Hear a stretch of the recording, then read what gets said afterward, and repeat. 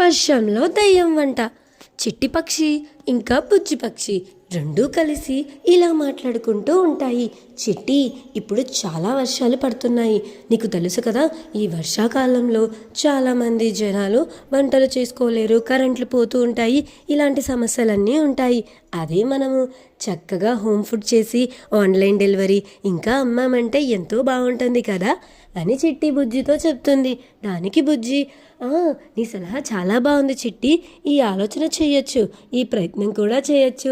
చక్కగా మనం కూడా సక్సెస్ అయిపోయి ఆన్లైన్లో ఫుడ్ బిజినెస్ చేసి నెలకి బాగా లక్షలు లక్షలు సంపాదించేయచ్చు అని చిట్టి పక్షి బుజ్జి పక్షి ఆలోచించి ఇలా చేయొచ్చని సంతోషంగా ఉంటాయి.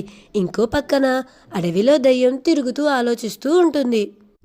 దయ్యం ఏమని ఆలోచిస్తుంది అని అంటే, అబ్బా, ప్రతి సంవత్సరం కన్నా ఈ సంవత్సరం ఏంటి, అసలు ఈ వర్షాలేంటి ఆపకుండా పడుతూనే ఉన్నాయి.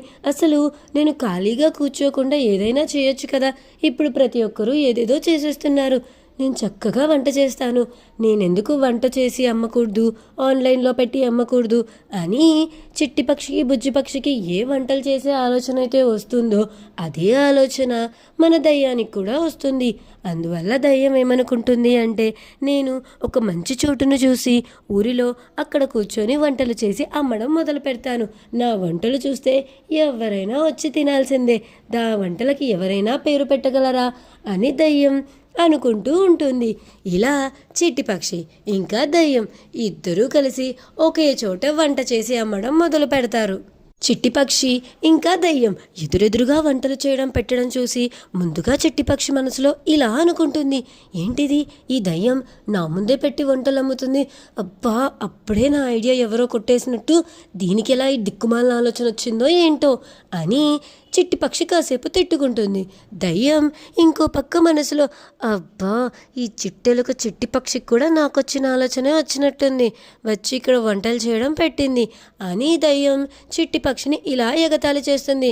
ఏమే చిట్టికాయ చిట్టి పక్షి, నువ్వు కూడా వంటలు చేసి అమ్ముతావా, అసలు నీ వంటలు నువ్వే తినలేవు, మళ్ళీ దాన్ని అమ్మడం కూడానా అంటే, నీ దగ్గరే దయ్యాల దగ్గర భూతాల దగ్గర కూడా వంటలు కొంటారా అని ఇరువురు కాసేపు అలా గొడవ పడుతూ ఉంటారు.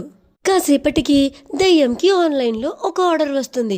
అది చూసి దయ్యం, చూసావా చిట్టి, ఆన్లైన్లో ఆర్డర్ వచ్చేసింది నాకు, నీకు మాత్రం ఏమీ రాలేదా అని అనుకుంటూ ఉంటే బుజ్జి పక్షి వచ్చి నాకు టీ కావాలి అని అడుగుతుంది. అలాగే బుజ్జి పక్షితో పాటు ఇంకో కుట్టి పక్షి కూడా టీ అడిగి టీ తాగుతుంది. ఆహా, టీ పెట్టడంలో నేను ఎవ్వరూ కొట్టలేరురా చిట్టి అని అంటే దయ్యం కొంచెం నచ్చుకుంటుంది, ఎందుకంటే దయ్యానికి సరిగ్గా టీ పెట్టడం రాదు కాబట్టి. ఇలా చిట్టి పక్షి ఇంకా దయ్యం ఇరువురు కలిసి వారి వారి పెట్టిన ఫుడ్ కోర్ట్ని ఎలాగైనా సరే సక్సెస్ చేయాలి అని అనుకుంటూ ఉంటారు. పార్ట్ 2 కావాలి.